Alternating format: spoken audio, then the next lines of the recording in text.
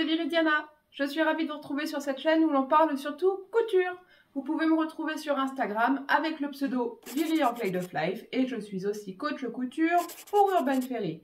Vous retrouverez dans la description des liens affiliés pour les formations Urban Ferry pour lesquelles je réponds aux commentaires et vous aurez aussi un code de réduction Viridiana20 qui vous donne 20% de remise sur les formations. Il y a maintenant aussi un système d'abonnement qui est très sympathique parce que Elsa vous fait 2 mini-cours par semaine plus une formation par mois. Très intéressant. Bref, aujourd'hui je vais vous faire un tuto facile. Un tuto facile, je vais vous montrer comment je règle ma machine pour faire des fronces sans effort. Donc, avant de rentrer dans le vif du sujet, je fais des gros bisous à ma grand-mère. Bisous mamé. Et sans plus tarder, on rentre dans le vif du sujet. C'est parti!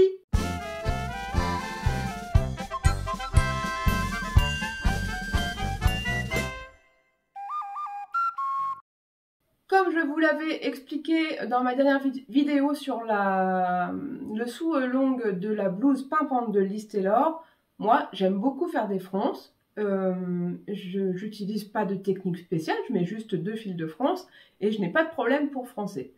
Certaines dans les commentaires m'ont dit que ça les intéressait de voir quel réglage j'utilisais, donc je vous montre ça tout de suite. Là, j'ai 2 bandes sur lesquelles je voudrais mettre des volants. Un de 30 cm, un de 20 cm. Et là, j'ai coupé 2 autres bandes de tissu, hop, qui font toutes les deux 45 cm et qui vont devoir être froncées pour être assemblées sur ces petites bandes. La première chose à faire pour vous aider ensuite, c'est de marquer les milieux, voire même de marquer les quarts, suivant la longueur de la bande qu'on a à froncer, pour nous aider à espacer de façon régulière toutes les fronces. Pour ça, même si les crans ne sont pas indiqués sur votre patron, c'est très facile. On plie en deux, hop, on fait une toute petite encoche de 2-3 mm, pas plus. Ici, pour la moitié, et hop, on replie en deux pour faire le quart.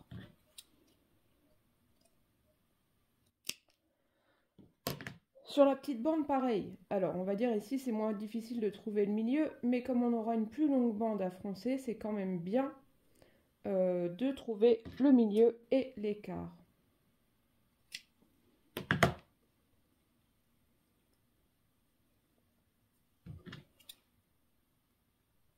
En général, quand on fronce des manches notamment, on a toujours l'endroit de la tête de manche et l'écran de montage sur les côtés. Ça nous aide bien.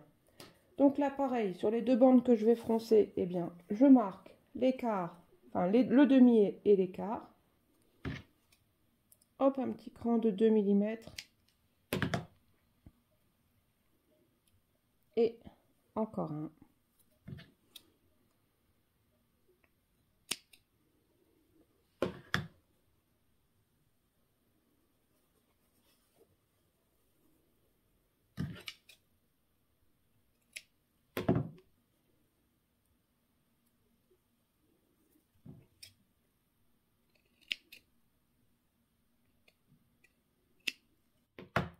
Ok, maintenant que tout ça c'est fait, je vais à la machine à coudre avec mes 2 longues bandes à froncer et je vous fais voir tout de suite les réglages que j'utilise. Pour nous aider, en général, on utilise un fil contrastant pour préparer les fronces. C'est-à-dire que là, moi, en bas, il faut que je change, mais en haut, j'ai mis un bleu que je vais bien voir sur mon tissu qui est blanc. Et en bas, je vais mettre du gris parce que les autres, j'en aurai pas assez. Je vais commencer par allonger la longueur de mon point. De base, moi, elle se met à 2,5 mm, mais on peut mettre 3,5, voire 4, voire encore plus. Mais en fait, plus on va allonger le point, plus on aura des grosses fronces. Plus on va rétrécir le point, plus on aura des petites fronces. Mais si on laisse à 2,5, on ne va pas arriver à tirer le fil de canette, il y aura trop de points. Donc, il faut trouver un compromis. Moi, pour le coup, mon tissu est très fin.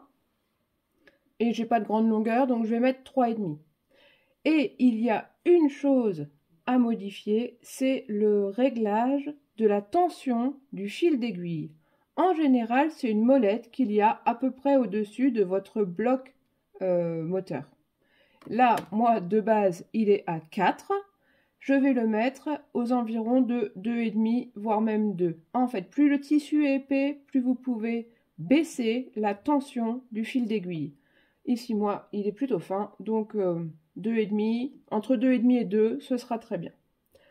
Une fois que j'ai fait ça, je vais donc faire 2 fils de fronce. Pourquoi 2? Parce que 1, les fronces seront plus régulières, et 2, si jamais votre tissu est un peu épais et qu'un fil casse, il vous en reste toujours un.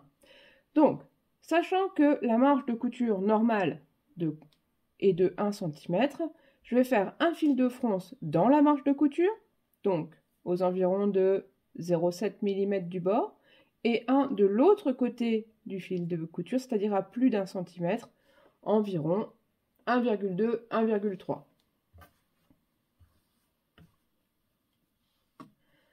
On ne fait pas de point d'arrêt au début et on laisse une belle longueur de fil. Hein, de quoi être sûr qu'on puisse l'attraper facilement. Je décale un petit peu mon aiguille pour garder mon repère sur la table aiguille, mais que l'aiguille elle pique bien de l'autre côté. Voilà, j'ai mis au maximum. Ce sera 3,5 mm. Donc j'y vais sans marche arrière, sans point d'arrêt, avec des longs points à environ 7 mm du bord.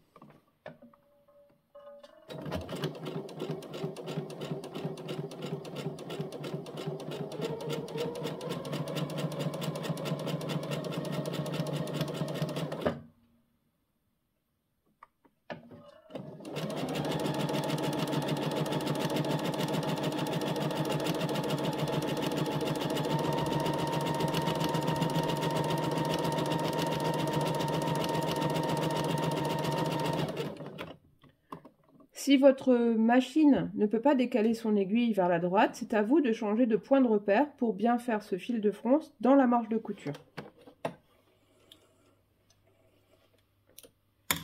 J'ai un fil de fronce. Je vais donc en faire un deuxième qui sera à 1,2, 1,3 mm.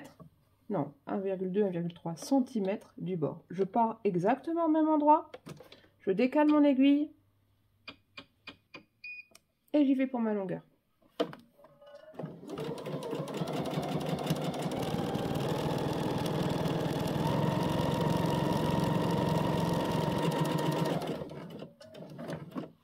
Voilà, j'ai donc cousu sur mes 2 bandes à froncer 2 fils de fronce séparés de 7-8 mm, voilà, avec des points qui font une longueur de 3,5 à 4 mm et dans un fil contrastant. Maintenant, je vais épingler cette bande à froncer sur le corps du vêtement ou l'autre partie en tout cas de mes fronces. Voilà. Donc j'épingle les extrémités à leur place sans coincer les fils de fronce, endroit contre endroit. Hop.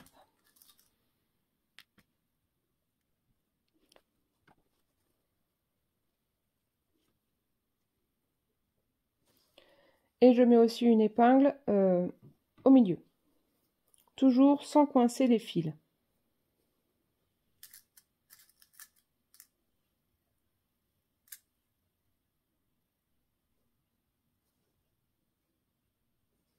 Voilà. Et maintenant, je vais venir tirer sur mon fil gris, le fil de canette. On tire toujours sur le fil de canette. Comme on a détendu le fil d'aiguille, vous voyez, il fait des petites boucles même sur l'arrière, sur l'envers du tissu.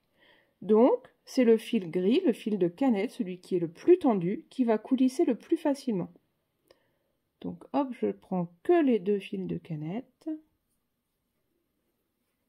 et je les tire délicatement. J'ai fait un peu de fronce comme ça. Tout de suite, je les fais glisser plus loin. Si toutes mes fronces restent au début, à un moment, ça ne coulisse plus.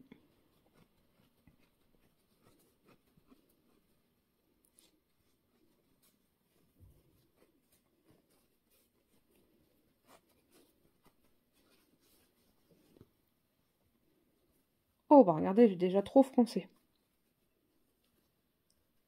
Hop, j'ai déjà une longueur de fronce beaucoup plus courte que ma longueur de base. Donc je vais pouvoir en enlever un peu. Et c'est là que mon deuxième repère du quart va être important.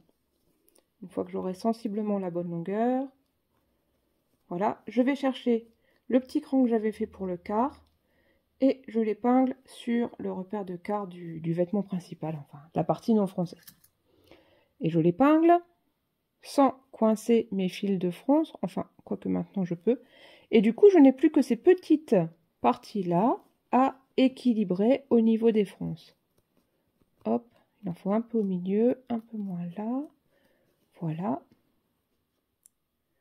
Alors c'est à l'œil, et si vous voulez être encore plus précis, vous pouvez aussi faire des repères tous les huitièmes.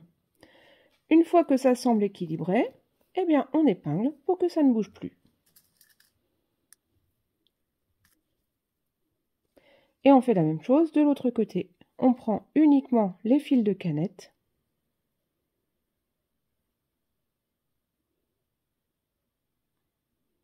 Voilà, un et l'autre. Pour ça, si vous prenez la même couleur de fil, c'est très compliqué de trouver les bons fils. Enfin, c'est plus compliqué.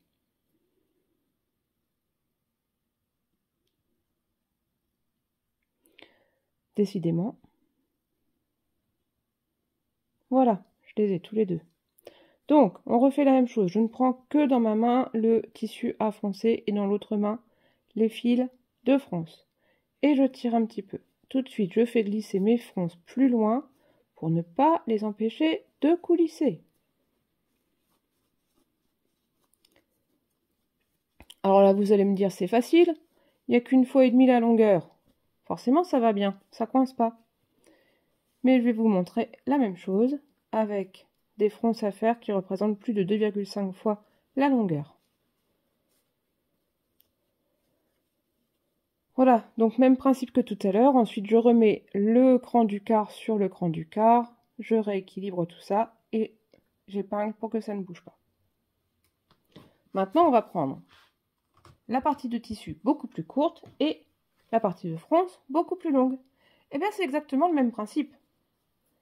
Je reviens épingler les extrémités et le milieu sans coincer les fils de fronce.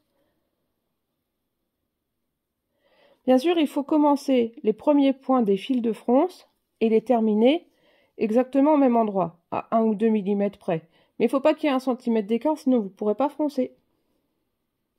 C'est très important, notamment pour les têtes de manche.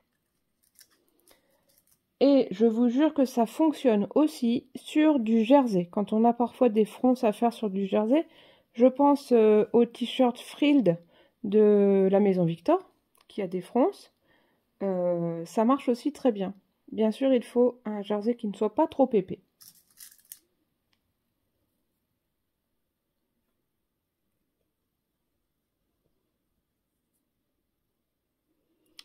Donc là, je cherche mon cran de milieu et je vais aller l'épingler sur le milieu ici.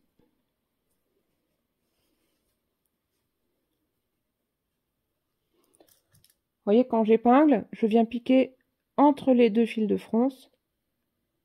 Hop, et je ressors aussi entre les deux fils de fronce. Comme ça ne les empêche pas de coulisser. Et vous voyez, cette fois-ci, la différence de longueur est beaucoup plus importante.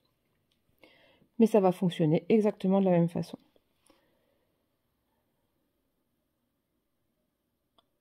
Je prends mes deux fils de canette, parce que c'est eux qui sont les plus tendus. Et je fais coulisser.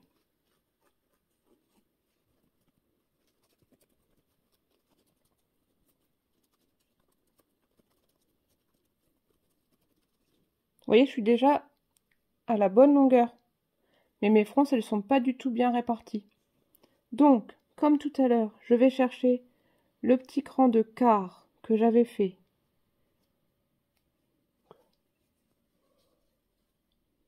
Il doit être quelque part. Il est là. Hop. Et je l'épingle sur le cran de quart de l'autre pièce de tissu.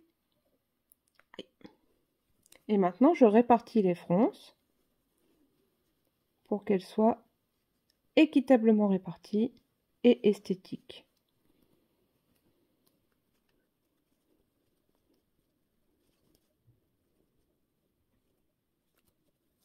Voilà, une fois que c'est fait, j'épingle pour que ça ne bouge plus. Et je vais vous faire voir à la machine à coudre l'étape suivante. Nous revoilà à la machine à coudre. Il faut que j'enlève tous les réglages que j'avais fait pour les fronces. C'est-à-dire que je reviens à un point de 2,5, à une aiguille bien au centre et surtout à une tension de fil d'aiguille à 4, la position normale. Bon, pour moi c'est facile, je n'ai qu'à appuyer sur 1 et tout revient normal ici. La longueur du point, la position de l'aiguille. Deuxième chose, il faut penser à remettre le bon fil. N'allez tout de même pas coudre en bleu ce joli vêtement. Surtout pour faire les fils de fronce, on ne prend pas de fils en coton. Ils sont beaucoup trop fragiles. Il faut bien du polyester.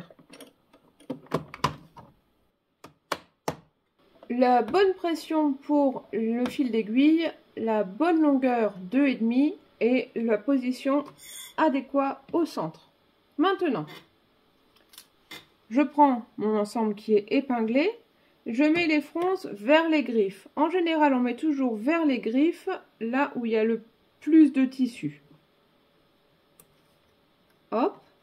Alors surtout quand on fait les fils de fronce, il ne faut pas qu'ils se croisent. Mais si on met 7 mm d'écart entre les deux fils de fronce, ça ne doit pas se croiser, il n'y a pas de raison. Et là, on va venir positionner notre aiguille du centre, ou bien au centre à 1 cm. Et vous allez voir, ça va piquer entre les deux fils de fronce. Là, je vous fais voir sur une longueur qui est droite, mais c'est exactement la même chose dans les courbes. Il ne faut pas être pressé pour faire les fils de fronce, il faut qu'ils soient réguliers et régulièrement répartis à la bonne largeur pour pouvoir piquer ensuite sans trop les coincer. Cette fois-ci, je fais un point d'arrêt, on en a besoin, et ensuite on coud à 2,5 mm.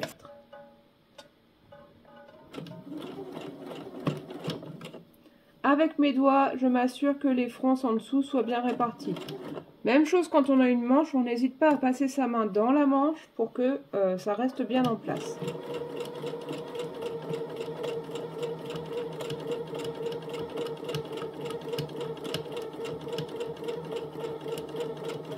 En vrai, ça ne devrait pas bouger puisqu'il y a deux fils de fronce qui maintiennent les fronces.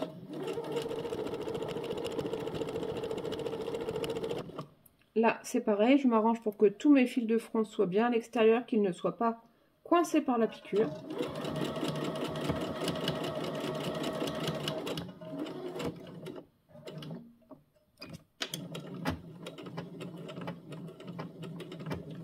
Voilà, j'ai fait un point d'arrêt.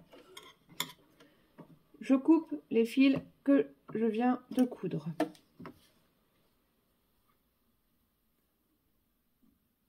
Pareil ici, ce sont les blancs. Alors, où sont les blancs? En voilà un. Et voilà l'autre. Je peux désépingler.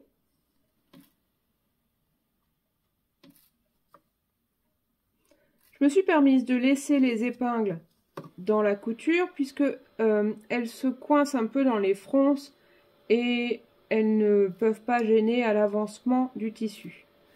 Voilà, donc là j'ai bien piqué, je ne sais pas si vous verrez bien, mais j'ai piqué entre les deux fils de fronce. À aucun moment mon fil blanc n'est venu coincer un fil bleu ou un fil gris. Maintenant que j'en suis là, je vais prendre un seul fil de canette, donc pour moi le gris, un seul fil de canette, et je peux le tirer doucement en faisant coulisser à chaque fois les fronces sur ce fil. Voilà. Et ensuite le bleu, ben, il vient tout seul. Hop. Même chose pour le deuxième, je prends un seul fil de canette et je tire doucement. Il n'y a pas besoin de tirer fort, et même si on a une plus grande longueur, tout ce qui diffère, c'est que c'est plus long à enlever, mais ça n'est pas plus difficile.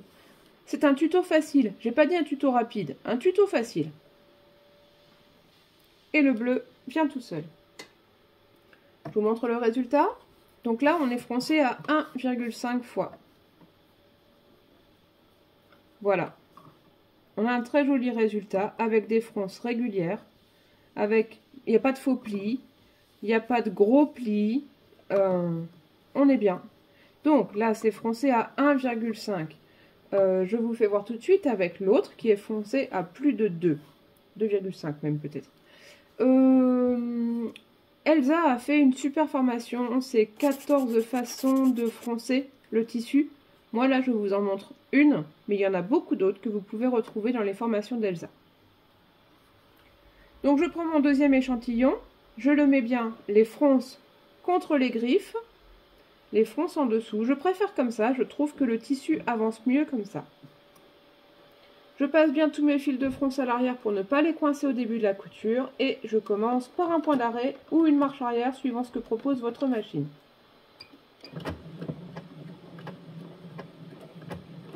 Ensuite, je place une main sur les fronces et je guide bien mon tissu à 1 cm du bord, enfin pour coudre à 1 cm du bord.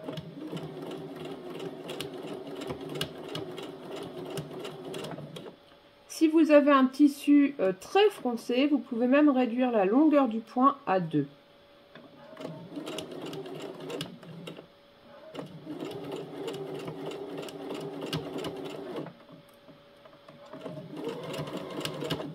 Bien sûr, plus vous froncez un tissu épais, plus c'est difficile de bien répartir les fronces et de tirer les fils de fronce. Dans certains cas, ou quand il y a une très grande longueur, on peut même faire 3 fils de fronce. Dans ces cas-là, on en met 2 dans la marge de couture et 1 au-delà.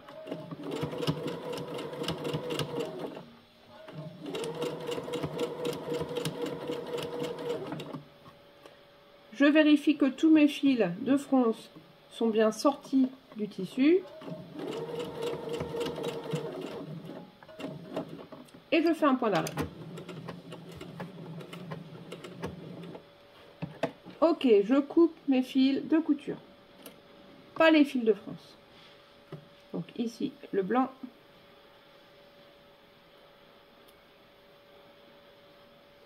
Et là aussi. Oh bah il est tout petit celui-là. Voilà. Maintenant, j'enlève les épingles.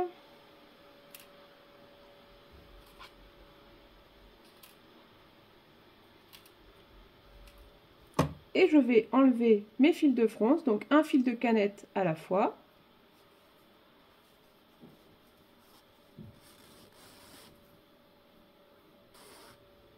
Puis l'autre. Et ensuite mes fils d'aiguille en bleu.